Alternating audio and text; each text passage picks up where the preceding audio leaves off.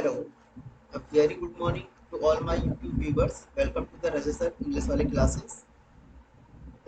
As you know that I teach English as well as polity, history, polity and history specifically for the UPSC and PCS aspirants. So आज हम एक बहुत ही interesting topic की शुरुआत कर रहे हैं जो सिर्फ और सिर्फ यूपीएससी एंड पीसीएस एस्पिरेंट्स के लिए है and the topic name is preamble. और इस टॉपिक को हम बहुत ही बेहतर तरीके से पढ़ेंगे, बहुत ही खूबसूरती भरे अंदाज में पढ़ने की कोशिश करेंगे और जितने भी कॉन्सेप्चुअल बातें हैं आज की क्लास में उसको समझने की कोशिश करेंगे। क्लास थोड़ी लेंथी हो सकती है और इसके बाद एक और वीडियो आएगी इसकी प्रियम्बल का सेकंड पार्ट, जिसमें हम अब तक जितने भी यूपीएससी और पीसीएस में जो भी क्वेश्चंस पूछे गए हैं, क्वेश्चंस किस टाइप से पूछे जाते हैं, उस वीडियो में मैं आपसे वो बातें डिस्कस करूंगा। तो आइए चीज़ों को समझने की शुरुआत करते हैं। तो the very first thing, because this is the topic related to the Indian polity, so firstly I would like to know what is the meaning of polity. बताइए, मेरा क्वेश्चन आप लोगों से है कि पॉलिटी क्या होती है। सबसे पहले क्योंकि हम पॉलिटी की शुरुआत कर रहे हैं तो पॉलिटी किसे कहते हैं। तो पॉलिटी, व्हाट इज पॉलिटी। ठीक है, सभी आप अपने अपने लेवल पे आंसर करने की कोशिश करेंगे खुद से ही। तो polity is nothing, it is a mechanism which ensures the developments of its people. तो what is polity, it is a mechanism, you can say sir it is a mechanism, ये एक व्यवस्था है। It is a mechanism which ensures, it is a mechanism which ensures the development of its people। तो ये polity का मतलब है कि पॉलिटी क्या है। पॉलिटी एक ऐसी व्यवस्था है जिसमें लोगों का विकास सुनिश्चित किया जाता है। तो पहली थिंग मुझे लगता है कि आप लोगों को क्लियर है और बिल्कुल आप लोग भी इसी तरीके से नोट्स बनाते रहें और इसके अलावा भी मैं इसकी पूरी पीडीएफ सेंड कर दूंगा। तो अगर किसी की स्पीड स्लो है, कोई मेरे साथ पैरेलल नहीं लिख पाएंगे, तो don't worry, I will send you this PDF in each and every group. और आप मुझसे पर्सनली भी कांटेक्ट करके इसकी पीडीएफ ले सकते हैं या फिर मेरे टेलीग्राम से जुड़ सकते हैं। तो चलिए और थोड़ी से इस डिस्कशन को आगे बढ़ाते हैं। तो पॉलिटी को समझने के लिए हमें किस चीज़ की ज़रूरत है। पॉलिटी को समझने के लिए हमें किस चीज़ की ज़रूरत है। तो what are the tools of polity. तो नेक्स्ट टर्म आया कि टूल्स क्या है पॉलिटी को समझने का। टूल्स ऑफ पॉलिटी, पॉलिटी को किस तरीके से समझा जा सकता है, इसे समझने के लिए कौन सा यंत्र है, कौन सा औजार है जिसको पढ़ के, जिसको रीड करके आप पॉलिटी को समझ सकते हो। तो the tools name is constitution. What is the tool of polity? To understand the polity, we have a constitution. So now the very basic question कि what is constitution? Constitution किसे कहते हैं, Constitution से आप क्या समझते हैं, Constitution का मतलब क्या होता है। तो Constitution, it is a written document or it is a set of instructions where all the necessary details are given कि what is the role of government, what is the function of prime minister, what is the duties of a citizen। तो ये सारी बातें तो simply आप कह सकते हैं कि sir it is a set of instruction, it is a set of instructions, यह निर्देशों का एक समूह है, या it is a written documents, it is a written documents where all the necessary things are given, जिसमें सारी चीजें बताई गई हैं कि राष्ट्रपति के क्या काम होंगे, सरकार की क्या जिम्मेदारी होगी, एक सिटीजन होने के नाते हमारे क्या कर्तव्य हैं, वो सारी चीज़ें इस कॉन्स्टिट्यूशन के अंदर मेंशन है। तो कॉन्स्टिट्यूशन को समझने के लिए, अब कॉन्स्टिट्यूशन तो अपने आप में बहुत बड़ा है, तो कॉन्स्टिट्यूशन को किस तरीके से समझेंगे, तो इसके लिए कुछ पैरामीटर्स, कुछ चीज, ऐसी कोई चीज तो होगी जहाँ पे उन सारी चीजों को, या जो कॉन्स्टिट्यूशन के अंदर बहुत सारे वर्ड्स आते हैं, तो उन वर्ड्स को समझने के लिए एक कॉन्स्टिट्यूशन की स्टार्टिंग कहाँ से होती है। तो आपने एक शब्द सुना होगा, प्रियम्बल, कि अगर हमें कॉन्स्टिट्यूशन को समझना है तो हम, अगर हमारे पास बहुत कम टाइम है, तो हम अपने प्रियम्बल को समझने की कोशिश करते हैं। तो now the discussions is going on. अब बात आते हैं, अब हम आए हैं अपने टॉपिक पे। बताइए कि प्रियम्बल से आप क्या समझते हैं, प्रियम्बल किसे कहते हैं। तो व्हाट इज प्रियम्बल, तो preamble is nothing, it is a brief introductory statement. तो ये क्या है, एक ब्रीफ इंट्रोडक्टरी स्टेटमेंट है। It is the brief introductory part of our constitution, brief introductory part of our constitution. इसकी बहुत सारी डेफिनेशंस हो सकती है। ब्रीफ इंट्रोडक्टरी स्टेटमेंट,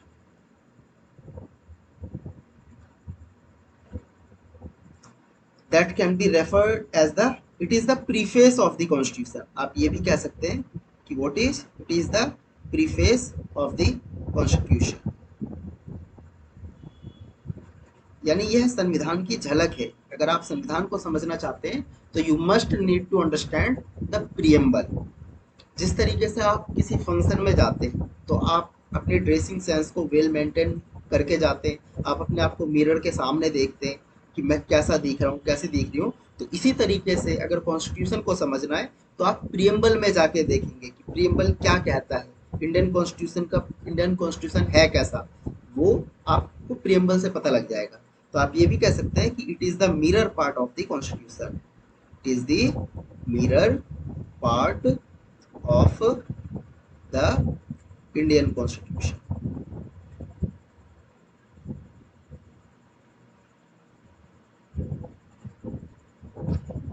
अगर और डेफिनेशन की बात करूं, बहुत सारी डेफिनेशन हो सकती है। It is the philosophical part of the constitution. ये क्या है, एक फिलोसफिकल पार्ट है हमारे कॉन्स्टिट्यूशन का।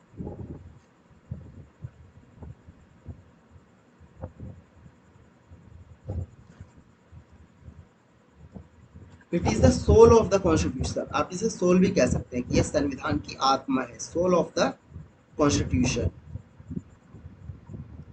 It is the keynote of the constitution. तो इतनी सारी डेफिनेशंस मैंने आपको बता दी, की नोट ऑफ द कॉन्स्टिट्यूशन। अब आपको इसमें से दो तीन डेफिनेशंस याद रखनी है। इट इज की note of the constitution,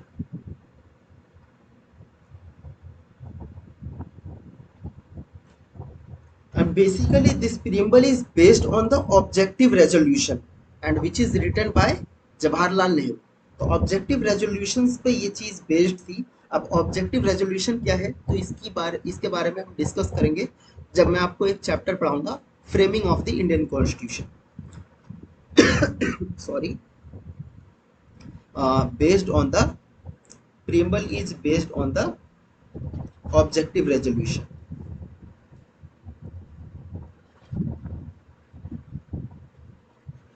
Preamble is based on the objective resolution of the constitution. Objective resolution को हिंदी में कहते हैं उद्देश्य प्रस्ताव। And this objective resolution is passed by the Pandit Jawaharlal Nehru. तो इसको, इस ऑब्जेक्टिव रेजोल्यूशन को किसने पास किया, संविधान। जब हम कॉन्स्टिट्यूएंट असेंबली पढ़ेंगे, फ्रेमिंग ऑफ द कॉन्स्टिट्यूशन वाला चैप्टर पढ़ेंगे, तो मैं उसके बारे में थोड़ा और डिटेल में डिस्कस करूंगा। So it is passed by the Pandit Jawaharlal Nehru.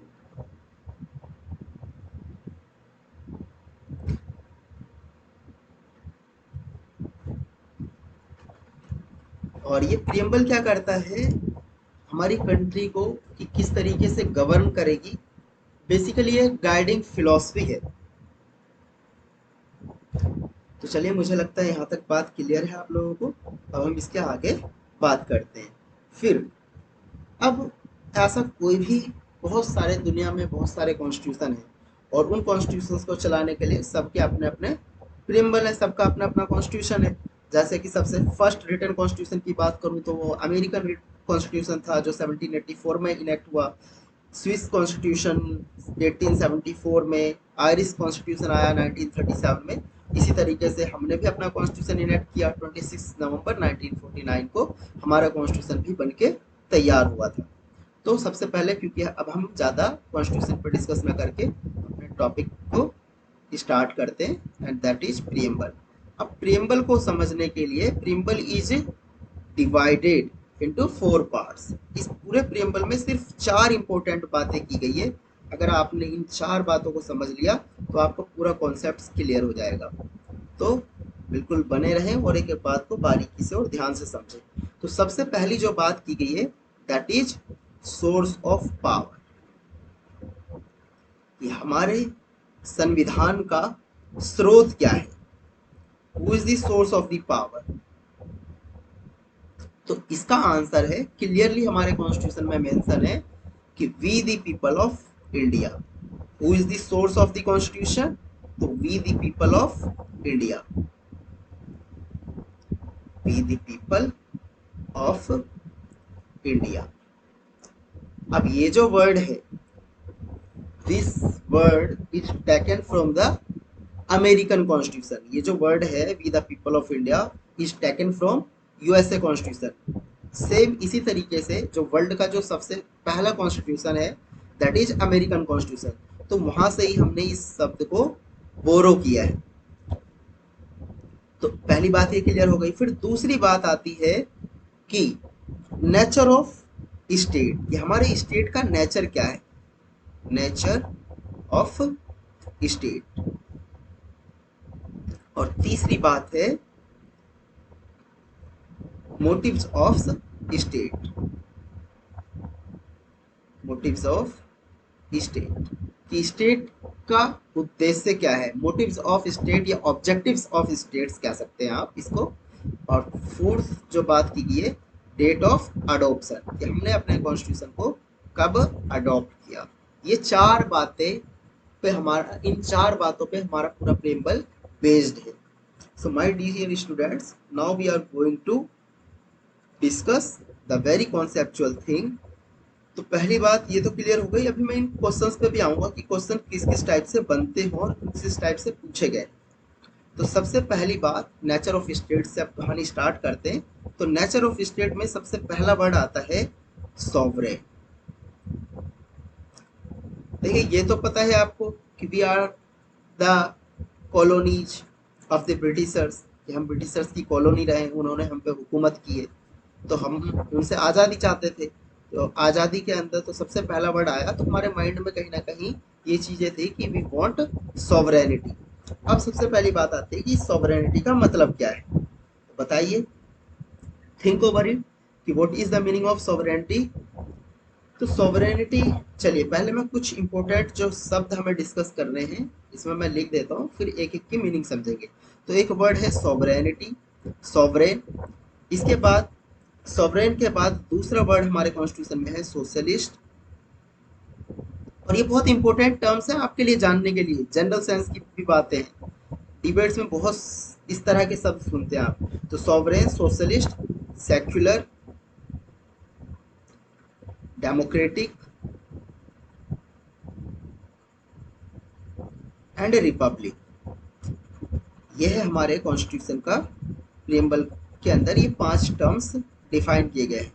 Republic, तो इन पांचों वर्ड्स को बहुत अच्छी तरीके से समझने की कोशिश करेंगे कि सॉवरेन का मतलब क्या है, सोशलिस्ट का मतलब क्या है, सेक्युलर का मतलब क्या है, डेमोक्रेटिक का मतलब क्या है, रिपब्लिक का मतलब क्या है, और ये वर्ड्स बेसिकली कहाँ से ले गए हैं और इनको लेने के पीछे का पर्पस क्या था। तो आइए अब स्टार्ट करते हैं सॉवरेनिटी से, फिर हम मोटिव्स ऑफ स्टेट पे आएंगे।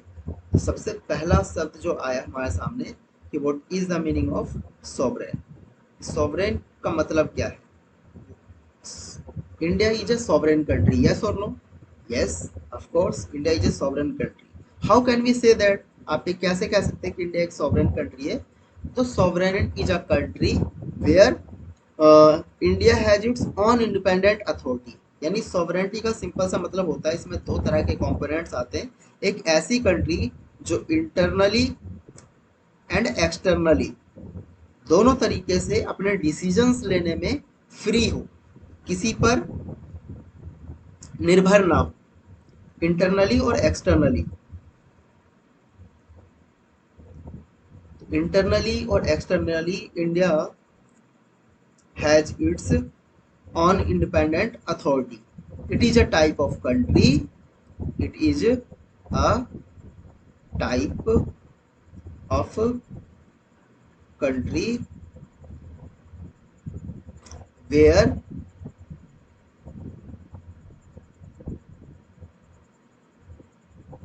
it has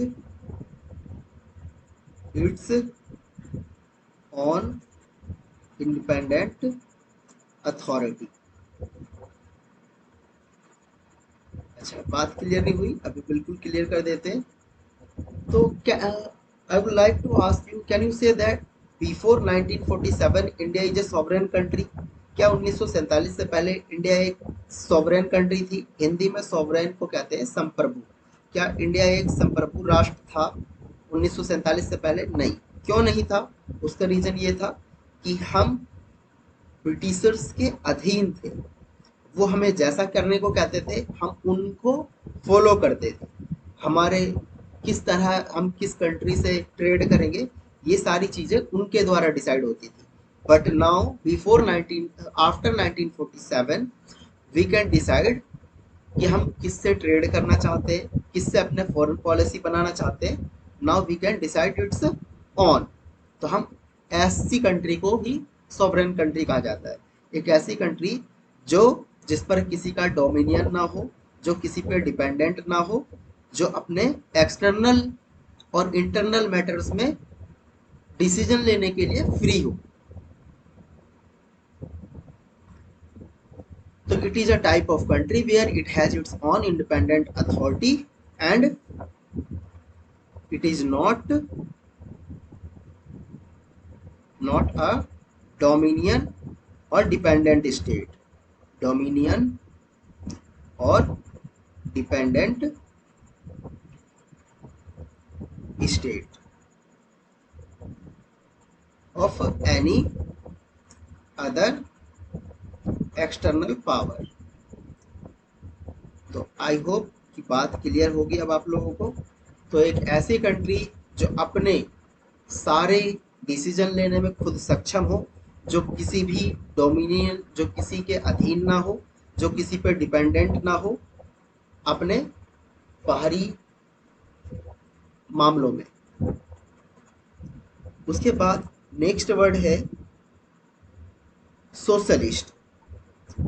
तो ओरिजिनली ये वर्ड हमारे कॉन्स्टिट्यूशन में था। अब जो हम सेकंड वर्ड जो पढ़ने वाले हैं वो हमारे कॉन्स्टिट्यूशन में नहीं था। इसको बाद में अभी मैं डिस्कस करूंगा, पहले कॉन्सेप्ट्स डिस्कस कर लूँ, फिर इसको बाद में ऐड किया गया था। तो सेकंड वर्ड है और ये यूपीएससी 2021 का क्वेश्चन भी था यहाँ से, प्रीलिम्स का। तो सोशलिस्ट वर्ड को समझते हैं कि what is the meaning of socialist, कि आप सोशलिस्ट से क्या समझते हैं, और इसी वर्ड से बना है सोशलिज्म।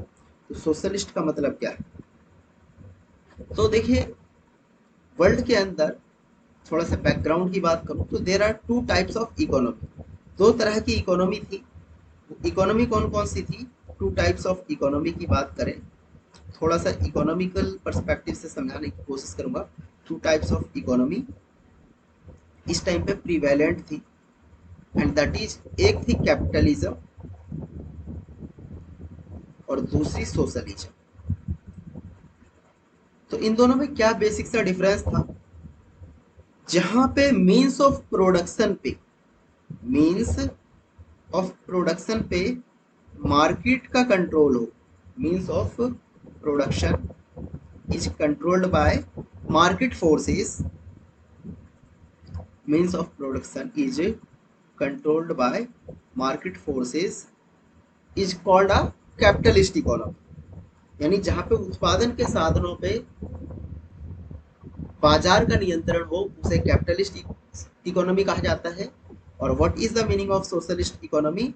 तो socialist economy, it is a type of economy where the means of production controlled means of production is controlled by the market forces, लिख लें आप कैपिटलिस्ट इकोनॉमी की डेफिनेशन। और बात करते हैं अब सोशलिस्ट वर्ड की। तो सोशलिस्ट का सीधा सा मतलब क्या होता है, जहाँ पे मीन्स ऑफ प्रोडक्शन पे सीधा सीधा कंट्रोल हो वहाँ के सिटीजन्स का या फिर वहाँ की चुनी हुई सरकार का। तो it is a where the means of production is controlled by the people और इलेक्टेड गवर्नमेंट। तो ऐसी कुछ कंट्रीज के एग्जांपल्स।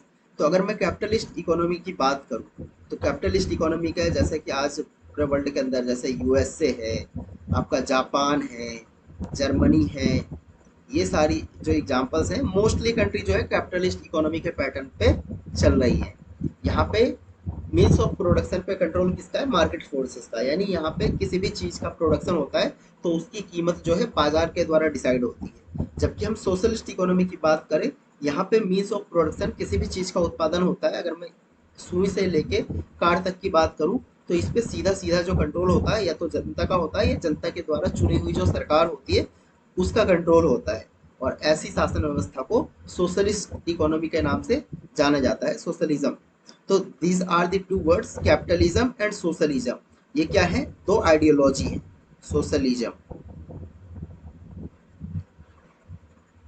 तो इसके एग्जाम्पल क्या है, इसका एग्जाम्पल है आपका रसिया, चाइना, वेनेजुएला, क्यूबा, ईटीसी। अब एक तीसरी भी व्यवस्था है। तो India is which type of economy, India किस टाइप की इकोनॉमी है, तो इंडिया एक मिक्स्ड इकोनॉमी है। आप इकोनॉमी के अंदर पढ़ेंगे there are three types of economy. तो मिक्स्ड इकोनॉमी।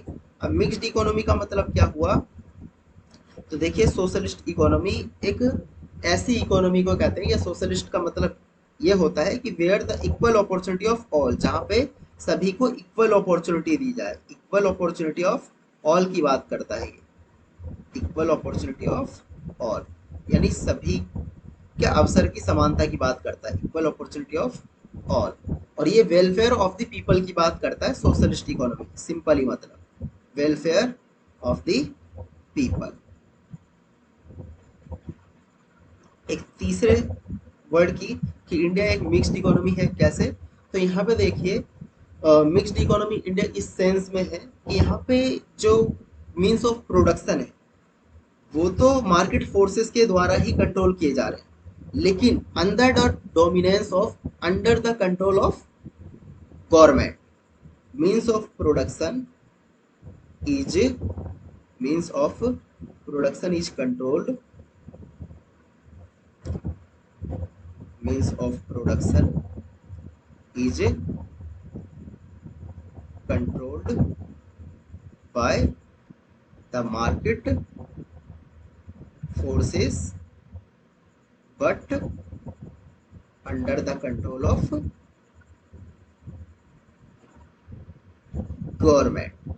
जैसे कि इसका एग्जाम्पल की बात करूं मैं, तो इसमें एग्जाम्पल्स में तो इंडिया है हमारी, we are a mixed economy country. और इसका अब ये बात क्लियर नहीं हुई होगी हो सकता है, तो इसके लिए जैसा कि हमारे यहाँ अगर मैं टेली कम्युनिकेशन की बात करूँ, कम्युनिकेशन सेंटर्स की बात करूँ, तो बहुत सारी मोबाइल कंपनीज है, वोडा है, आइडिया है, ऐसी जो कंपनीज हैं, तो इन पर सभी पे कंट्रोल है। ये मार्केट चला तो रही है अपने अपने सिस्टम को अपने अपने तरीके से, लेकिन इन पे कंट्रोल किसका है, इन पे कंट्रोल गवर्नमेंट का है। आपने एक ट्राई वर्ड का नाम सुना है, आइडिया, वोडाफोन, एयरटेल। तो these are controlled by the under the dominance of TRAI. और ट्राई किसके कंट्रोल में है, ये है गवर्नमेंट ऑफ इंडिया के कंट्रोल में। तो सरकार की इस पर नजर रहती है। तो सिंपली आप कह सकते हैं कि मिक्स्ड इकोनॉमी या सोशलिस्ट इकोनॉमी एक ऐसी इकोनॉमी होती है जहां पे वेलफेयर ऑफ द पीपल की बात की जाती है, लोगों के भले के बारे में बात की जाती है, और वहाँ पे इक्वल अपॉर्चुनिटी ऑफ ऑल की बात की जाती है, वहाँ पे सभी को मौका दिया जाता है आगे बढ़ने का, और ये reduce the inequality of opportunity. तो disease and inequality of opportunity की को रिड्यूस करने का काम करता है, जो असमानता है उसको खत्म करने की कोशिश करता है।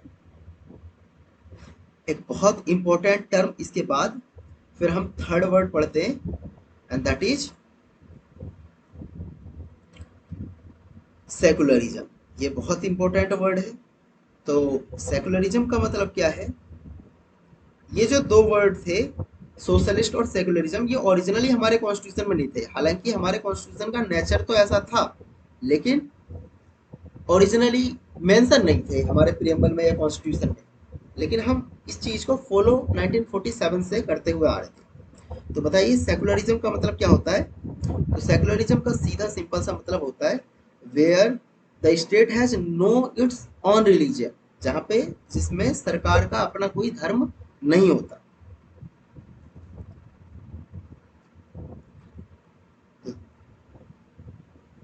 Means secularism means that state has no religion, कि सरकार का अपना कोई धर्म नहीं होगा। इंडिया के अंदर जो गवर्नमेंट है वो किसी एक रिलीजन को फॉलो नहीं करती, वो किसी एक धर्म को बढ़ावा नहीं देगी। He can not promote a particular or a specific religion. Every religion gets equal respect and protection by the government. So every religion gets equal respect and protection by the government.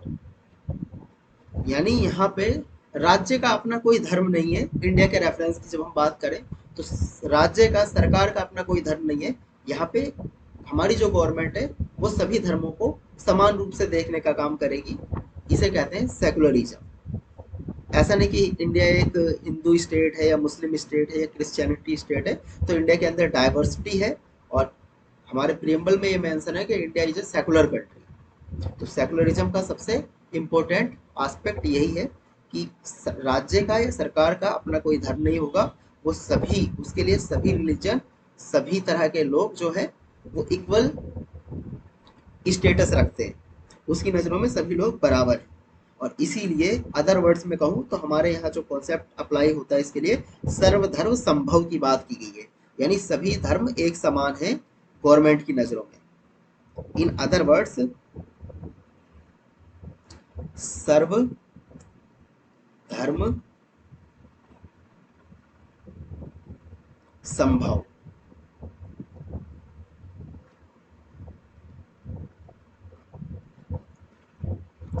यानी सभी धर्म बराबर है government की नजर में। लेकिन ये जो कॉन्सेप्ट है, हम हमारे यहाँ का जो कॉन्सेप्ट है सेकुलरिज्म का, वो वेस्टर्न के सेकुलरिज्म के कॉन्सेप्ट से डिफरेंट है। यानी अमेरिका के पर्सपेक्टिव से हमारे यहाँ के सेकुलरिज्म और अमेरिका के सेकुलरिज्म में डिफरेंस है।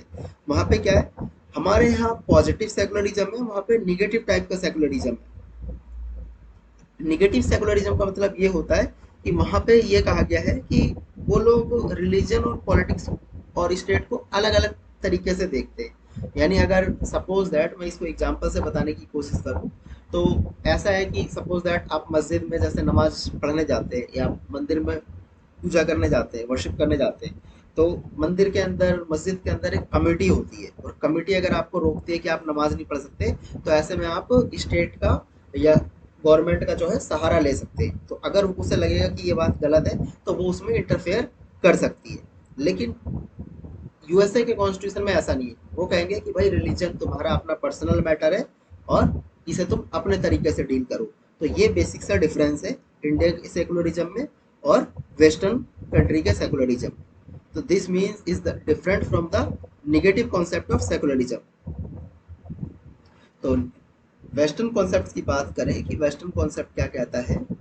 वेस्टर्न कॉन्सेप्ट ऑफ सेकुलरिज्म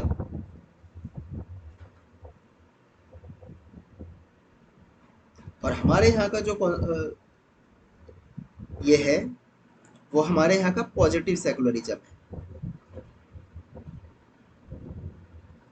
हमारे यहाँ सरकार इंटरफेयर कर सकती है रिलीजन के मैटर में, लेकिन अमेरिका कॉन्स्टिट्यूशन में ऐसा नहीं है। तो western concept of secularism, separation of, इसका सिंपल सा है, separation of religion and politics, कि पॉलिटिक्स और रिलीजन जो है ये अलग अलग मैटर है, इनको अलग रखने की बात करता है। Separation of religion and politics या स्टेट। तो I hope is that clear to everyone. Secularism का मतलब क्या होता है? एक ऐसी कंट्री जहाँ पे सरकार का, गवर्नमेंट का अपना कोई रिलीजन नहीं होता, वो सभी रिलीजन को इक्वल अपॉर्चुनिटी देती है, वो सभी को इक्वल तरीके से ट्रीट करेगी।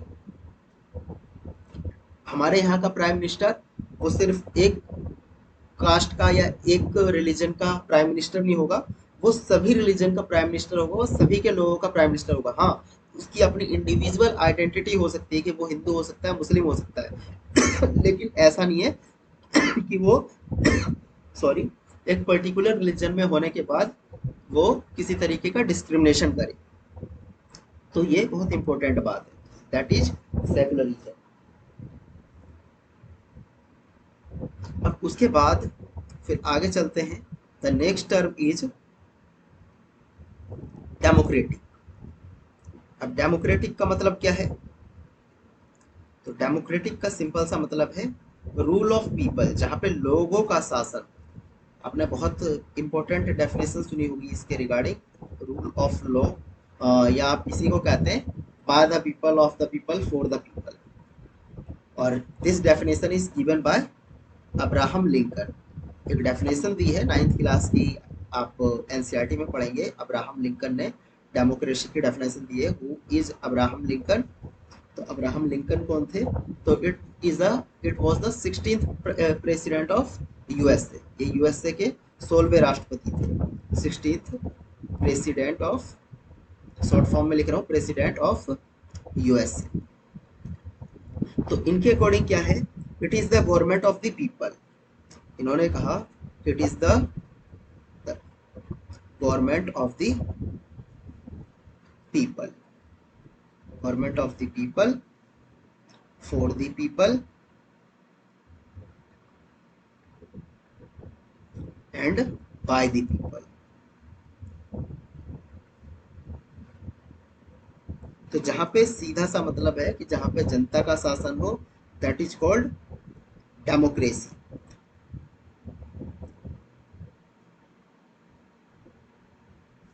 तो यहाँ पे सीधा ही जनता जो है वो जिम्मेदार होती है सभी चीज के लिए।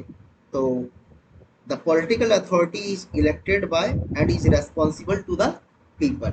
यहाँ पे जनता की जवाबदेही होती है। यहाँ पे जनता जो है अपनी सरकार फॉर्म करती है, बनाती है अपने रिप्रेजेंटेटिव्स के जरिए। अब उसके बाद नेक्स्ट वर्ड आता है आपका republic. What is the meaning of republic? तो रिपब्लिक किसे कहते हैं? तो simply meaning of republic, republic is a term where the head of the state is elected directly और इनडायरेक्टली बाय द पीपल। तो जहाँ पे हेड ऑफ द स्टेट जो है डायरेक्ट या इनडायरेक्ट तरीके से इलेक्ट होता है। हमारे यहाँ के जो मुखिया है दैट इज कॉल्ड प्रेसिडेंट। तो रिपब्लिक मीन्स,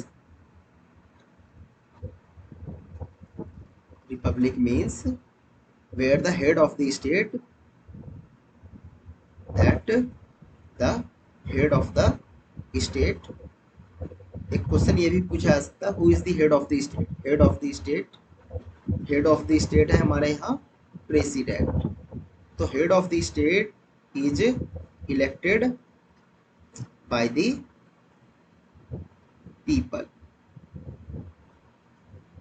आइदर डायरेक्टली और इनडायरेक्टली। अभी head of the people directly और इनडायरेक्टली दोनों तरीके से इलेक्ट हो सकते हैं। तो हमारे यहाँ का जो सिस्टम है, हम इनडायरेक्ट तरीके से इलेक्ट करते हैं। हम जो इलेक्ट करते हैं वो अपने रिप्रेजेंटेटिव के जरिए इलेक्ट करते हैं। तो डायरेक्टली और इनडायरेक्टली। तो यहाँ से बहुत सारे क्वेश्चंस बनते हैं। अब वो क्वेश्चंस क्या बनते हैं मैं एक बार थोड़ा सा आपसे डिस्कस कर लेता हूँ।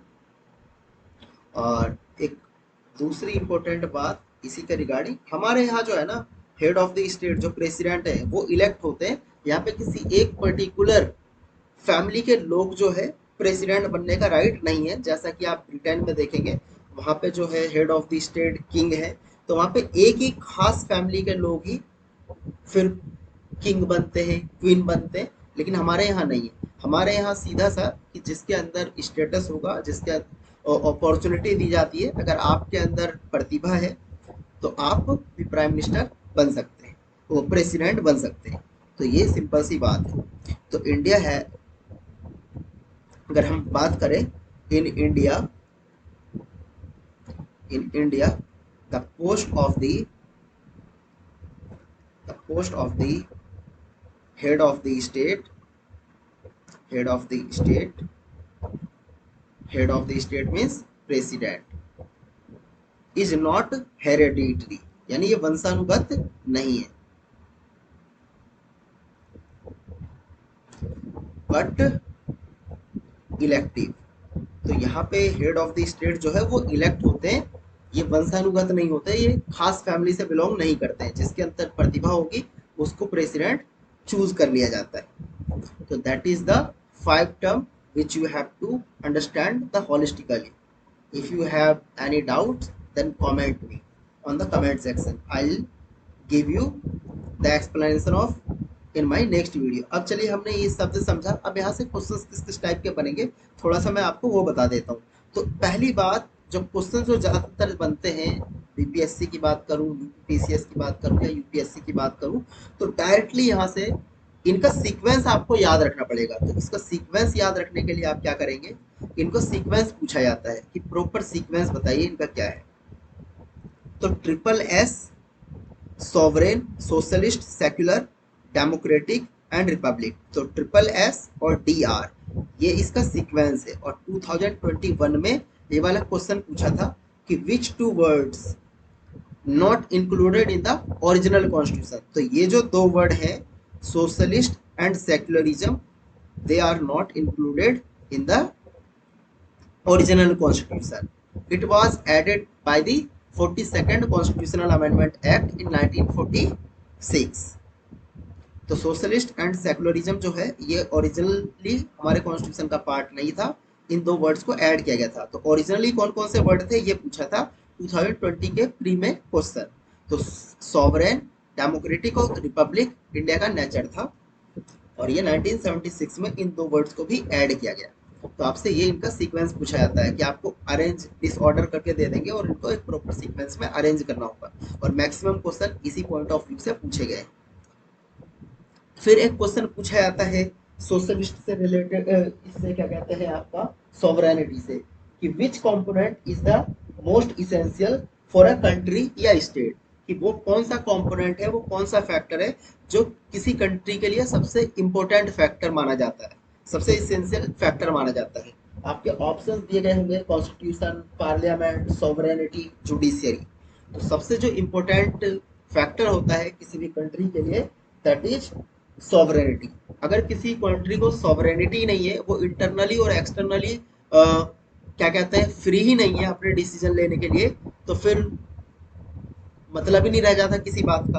तो एक ये भी क्वेश्चन पूछा जाता है कि विच component is the most essential for a country, एक कंट्री के लिए सबसे इंपॉर्टेंट या इसेंशियल कंपोनेंट कौन सा है। तो आपके बहुत सारे ऑप्शंस दिए गए हैं। अच्छा, एक बहुत बेसिक सा क्वेश्चन, ये बताइए मुझे कि आपने डेफिनेशन समझ में आ गई आपको क्या कहते हैं सेकुलरिज्म की। तो ये बताइए कि can be say that India is a secular country right now. I think most of you, बहुत सारे लोगों का आंसर होगा कि यस सर। तो बताइए, being a member of the communities, being a member of the international communities, we are bound to follow the rules and regulations of the international communities, like we are the member of SARC, UNO. So how can you say that India is a sovereign country. आप कैसे कह सकते हैं कि India एक sovereign country है? क्योंकि हम तो अभी भी सार्क के मेंबर हैं, यूएनओ के मेंबर हैं, तो we are bound to follow the instructions whatever they give us. जो भी इंस्ट्रक्शंस वो कहेंगे, जो भी रूल्स एंड रेगुलेशंस बनाएंगे, उन्हें तो हमें मानना पड़ेगा। तो हम कैसे कह सकते हैं कि इंडिया एक अभी भी सेकुलर कंट्री है, वो सॉरी सॉवरेन कंट्री है? Yes, of course you can say that, because we are not basically bound to follow these rules because it's depend on our will power। ये आपकी मर्जी से, आप अपनी मर्जी से, आप अपने पर्सनल बेनिफिट के लिए जो है इनका मेंबर बने हैं। अगर आप चाहें तो इनकी सदस्यता छोड़ सकते हैं, तो you are not, so that's why we can say we are the sovereign country. तो हम, ये इन्होंने जबरदस्ती हमें अपना मेंबर नहीं बनाया, हम खुद अपने पर्सनल इंटरेस्ट के लिए, पर्सनल बेनिफिट्स के लिए इनका मेंबर बने। तो ये बात ध्यान रखनी है।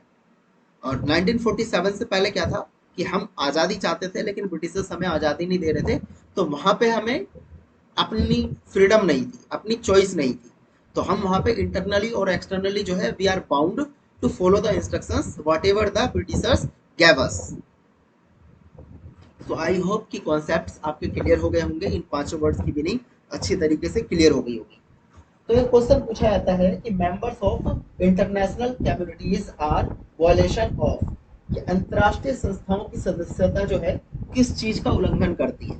तो आपके ऑप्शंस होंगे सॉवरेनिटी, सेकुलरिज्म, सोशलिज्म, या नन ऑफ दिस अबव।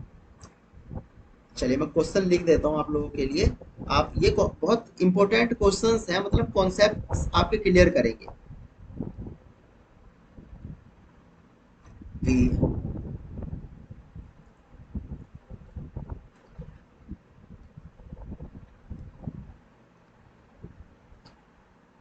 तो questions, members of international,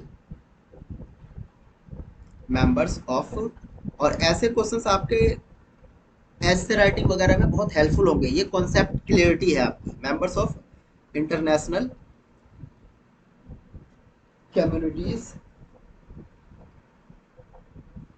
are violation of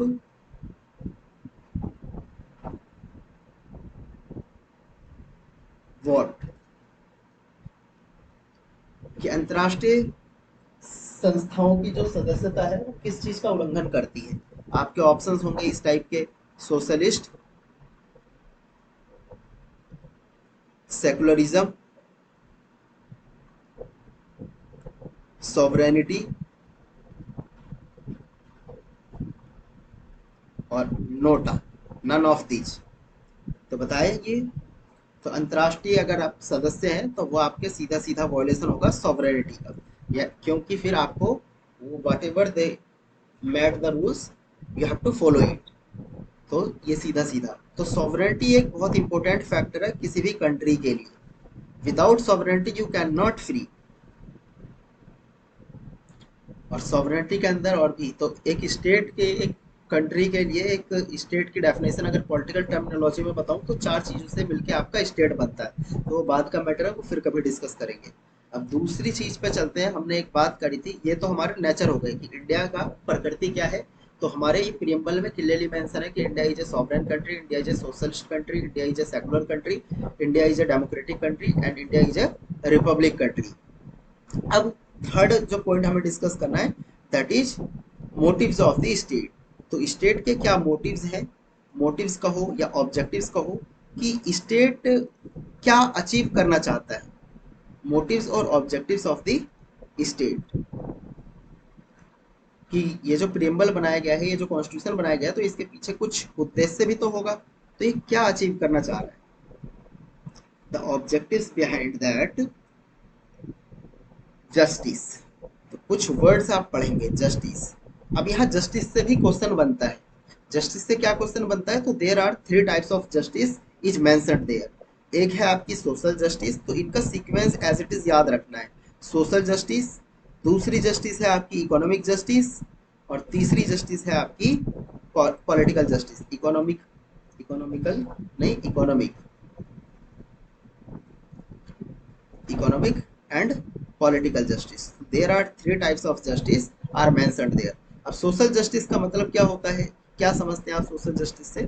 तो सोशल जस्टिस का मतलब होता है जहाँ पे एवरीवन इज, जहाँ पे किसी के साथ भी किसी भी तरीके का डिस्क्रिमिनेशन ना किया जाए on the basis of race, religion, caste, gender. तो जहाँ पे किसी के साथ भी किसी तरीके का कोई डिस्क्रिमिनेशन ना हो, ऐसी कंट्री को, यानी एक इक्विटेबल सोसाइटी की बात की जाए, that is called social justice. दूसरी बात होती है इकोनॉमिक जस्टिस। इकोनॉमिक जस्टिस का मतलब क्या है कि आप, ऐसा तो हो सकता है कि आप एक खास पर्टिकुलर फैमिली में को बिलोंग करते हो, आप किसी लोहार के घर में पैदा हुए। पहले के ज़माने में ये चीज़ें बहुत चलती थी कि आप जिस घर में पैदा हुए, आप उसी घर तरह के रोजगार करोगे।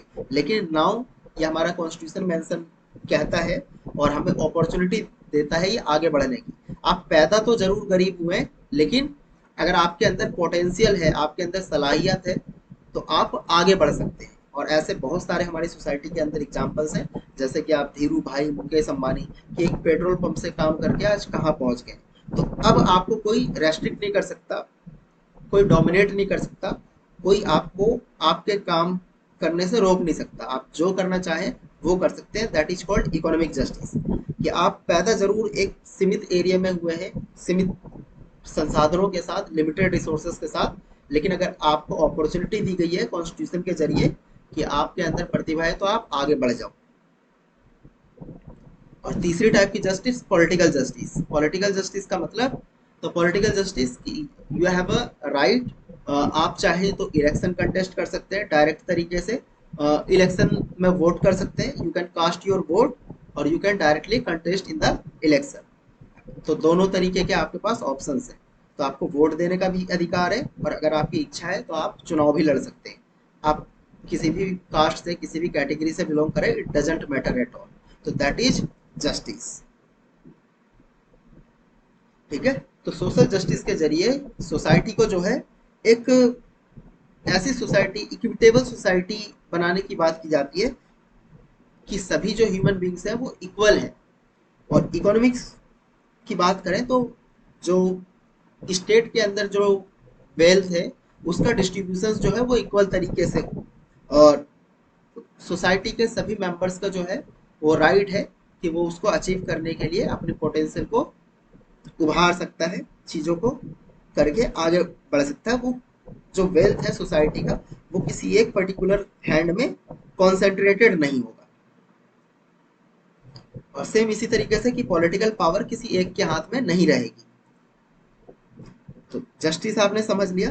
The next word is liberty. तो ये भी अचीव करना चाहता था, हम अपने कॉन्स्टिट्यूशन के जरिए लिबर्टी भी अचीव करना चाहते हैं। तो लिबर्टी का मतलब क्या है? अब दो तरीके के वर्ड आते हैं वैसे तो पॉलिटिकल थ्योरी के टर्मिनोलॉजी से। एक वर्ड होता है फ्रीडम, और फ्रीडम का ही सिनोनियम है लिबर्टी। लेकिन जब हम बात लिबर्टी की करते हैं, तो it is a kind of some it is a some kind of sense of responsibility. It added in the sense of responsibility. तो इसके अंदर एक कुछ जिम्मेदारी जो है समा जाती है, और ये कुछ किसी के डोमिनेशंस को रेस्ट्रिक्ट करने की कोशिश करता है। तो एब्सेंस ऑफ रेस्ट्रेंट्स और dominations on the activities on the individual. तो आप किसी को गुलाम नहीं बना सकते, जैसे पहले के ज़माने में ये चीज़ें बहुत होती थी। तो वो लिबर्टी नहीं है। ठीक है। तो सेंस ऑफ मॉरलिटी, रेस्पॉन्सिबिलिटी आपको दिखानी पड़ेगी। तो लिबर्टी का सीधा सा मतलब है सेंस ऑफ रेस्पॉन्सिबिलिटी। अच्छा, फ्रीडम और रेस्पॉन्सिबिलिटी, बस थोड़ा सा यही डिफरेंस है कि इसमें जिम्मेदारी भरा बर्ताव आपको करना होता है। वैसे ही फिलोसफिकल टर्म्स हैं अपने आप में। तो sense of responsibility and absence of restraints और डोमिनेशंस।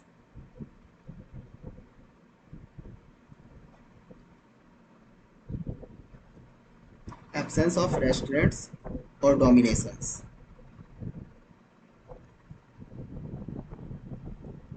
on the activities of individual, of an individual। क्या आप किसी को गुलाम नहीं बना सकते, सच एज स्लेवरी, इम्प्रिजनमेंट, किसी को कैद नहीं कर सकते। तो दैट इज, तो आई थिंक लिबर्टी क्लियर है। और लिबर्टी प्रियम्बल के अंदर 5 टाइप्स की लिबर्टी की बात की है, तो थोड़ा बहुत इसका भी सीक्वेंस का ध्यान रखेंगे। वो लिबर्टी ऑफ, सबसे पहले लिबर्टी ऑफ थॉट की बात की गई है कि आप कुछ भी सोच सकते हैं। अब आपके पास थॉट आएंगे तो फिर उसके बाद सेकंड प्रोसेस होता है कि आप अपने थॉट को एक्सप्रेस भी कर सकते हैं, बशर्ते कि किसी को किसी तरीके का हर्ट ना पहुंचे। तो ये वाली चीजें जो है आप आर्टिकल 19 में भी पढ़ेंगे, वहां पे भी इन पांचों वर्ड्स को डिस्कस किया जाएगा। लिबर्टी ऑफ थॉट, एक्सप्रेशन, एक वर्ड है बिलीफ, फेथ एंड वर्शिप। तो अगर मैं इन पांचों वर्ड्स की बात करूं तो आप इनको लिंकिंग पैटर्न से कनेक्ट कर सकते हैं कि लिबर्टी कितने टाइप्स की लिबर्टी दी गई। There are 5 types of liberty is mentioned in our preamble, that is liberty of thought, कि आप भाई कुछ भी सोच सकते हैं, आप अपनी बात को एक्सप्रेस कर सकते हैं लेकिन पॉजिटिव वे में, दूसरे को नुकसान नहीं होना चाहिए।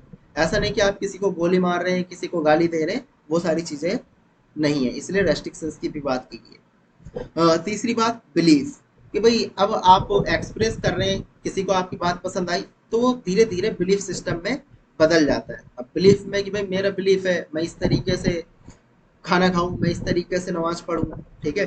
फेथ, फेथ अगर मुझे क्या कहते हैं कोई चीज सुननी अच्छी लग रही है, मान लो मैं वैसा, आई एम अ मुस्लिम और मैं इस्लाम से जो है इस्लाम उससे बिलोंग करता हूँ सपोज दैट, तो ऐसी केस में अगर मुझे गीता सुनना अच्छा लगता है तो मैं सुन सकता हूँ, मुझे नमाज पढ़ना अच्छा लगता है पढ़ सकता हूँ, आपको ये करना अच्छा लगता है तो वो आपका फेथ हो जाएगा।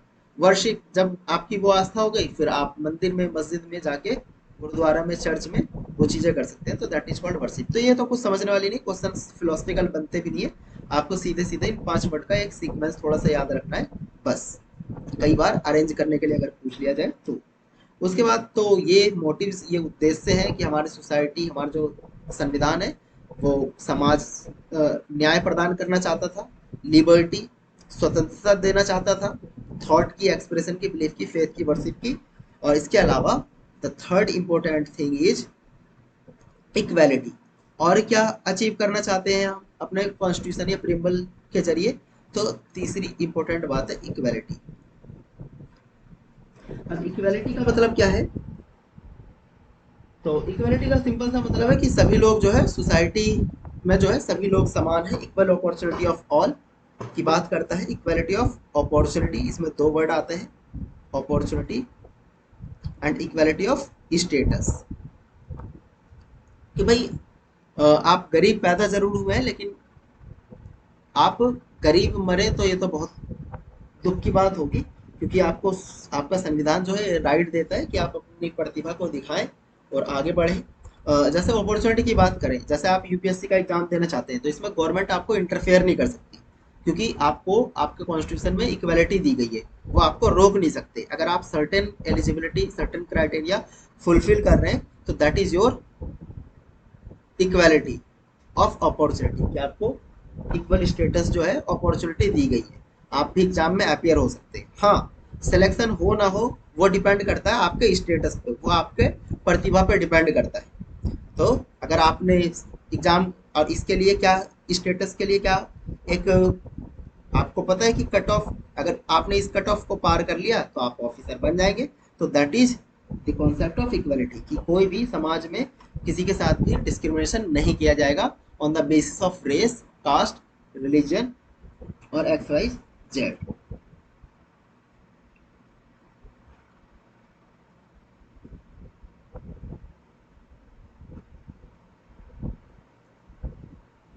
द नेक्स्ट वर्ड, इसके बाद इक्वलिटी के बाद आप एक टर्म और पढ़ेंगे, तो इक्वलिटी के जरिए फ्रेटर्निटी की बात होती है। तो फ्रेटर्निटी, फ्रेटर्निटी का मतलब क्या हुआ, तो फ्रेटर्निटी का मतलब सिंपल सा मतलब होता है brotherhood. Fraternity means the feeling of the brotherhood, भाईचारे की भावना। तो हमारा जो संविधान है वो फ्रेटर्निटी, भाईचारा, बंधुत्व बनाए रखने की बात करता है, and fraternity among the people assuring the dignity of the individual.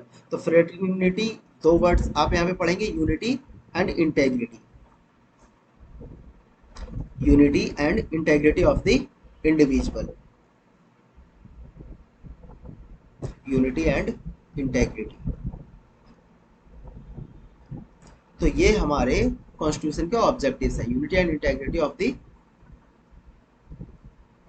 Constitution. तो यूनिटी का मतलब एकता। एकता कैसे आएगी? जब भाईचारा होगा, और भाईचारा होगा तो फिर भारत के टुकड़े नहीं हो सकते। इंटीग्रेट, अखंड, एक अखंड भारत का निर्माण करना चाहते हैं। तो that is the concept behind that. तो fraternity means feeling of brotherhood. And what does fraternity promote और seek? It seeks to promote fraternity among the people and assuring the dignity of the individual.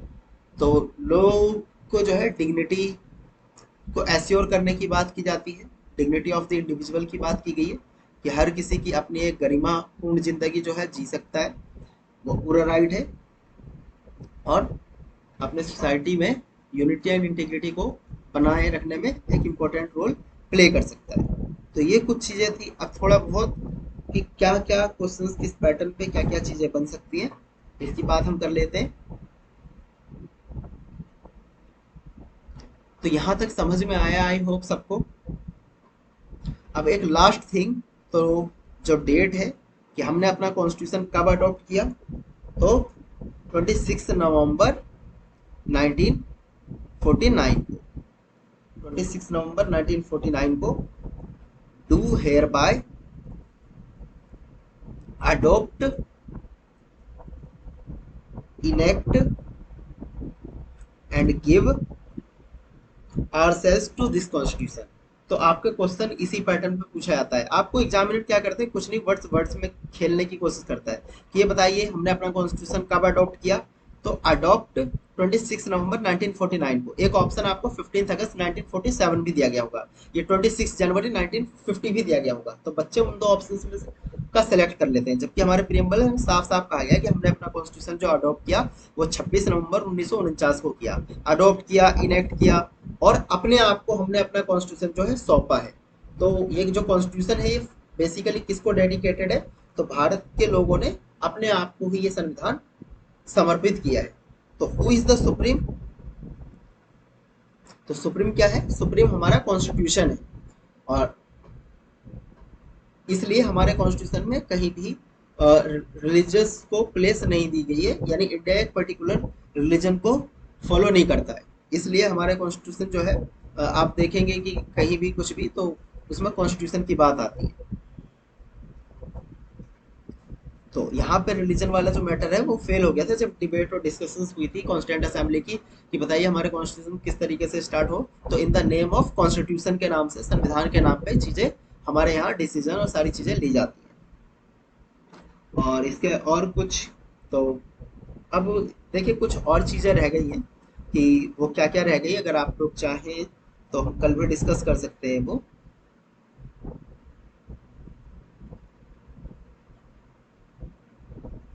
चलिए okay, ठीक है। आज का 1 घंटे का almost lecture हो गया है। कल की क्लासेस 1 घंटे की और होगी, उसमें जितने भी क्वेश्चंस आए हैं और क्वेश्चंस किस किस टाइप में बनते हैं, बेरूबारी केस में क्या कहा गया, केशवानंद भारती केस में क्या कहा गया, LIC वाले केस में क्या कहा गया, किस में कॉन्स्टिट्यूशन को प्रियम्बल को इंटेग्रल पार्ट बताया गया, अब तक कितने अमेंडमेंट हुए हैं प्रियम्बल में, प्रियम्बल हमारे कॉन्स्टिट्यूशन का पार्ट है या नहीं, ये सारी चीजें हम कल की क्लास में डिस्कस करेंगे। जस्टिस जो वर्ड है वो कहाँ से लिया गया, आपका क्या कहते हैं, इक्वालिटी वर्ड, इक्वालिटी, फ्रेटर्निटी, ये वर्ड्स कहाँ से लिए गए। तो ये सारी चीजें हम कल की क्लास में कवर करने वाले हैं। कॉन्स्टिट्यूशन की लैंग्वेज, प्रियम्बल की लैंग्वेज कहाँ से ली गई, तो एक बहुत अच्छे वे में, और क्वेश्चंस भी मैं ऐड करूंगा। और कल की भी लगभग 1 से 1.25 घंटे की क्लास होगी और आपको बहुत मजा आएगा। तो I think you really enjoy the class. And अगर क्लास अच्छी लगी हो तो शेयर करना ना भूलें, और चैनल को सब्सक्राइब कर लें अगर आप मुझसे पॉलिटी पढ़ना चाहते हैं। तो मैं इस सीरीज को कंटिन्यू करूंगा, और जैसा कि आपको पता होना चाहिए कि मैं ही आपसे हिस्ट्री भी डील करने वाला हूँ। आपकी IAS की स्टडी जो कोचिंग है, इसमें मैं ही आपको हिस्ट्री पढ़ाने वाला हूँ, specifically modern history and medieval history. तो उसके लिए आज ही तैयार रहें। आज की क्लास में मैं आपसे मॉडर्न हिस्ट्री जो है डिस्कस करूँगा। तो okay, thank you guys for listening me.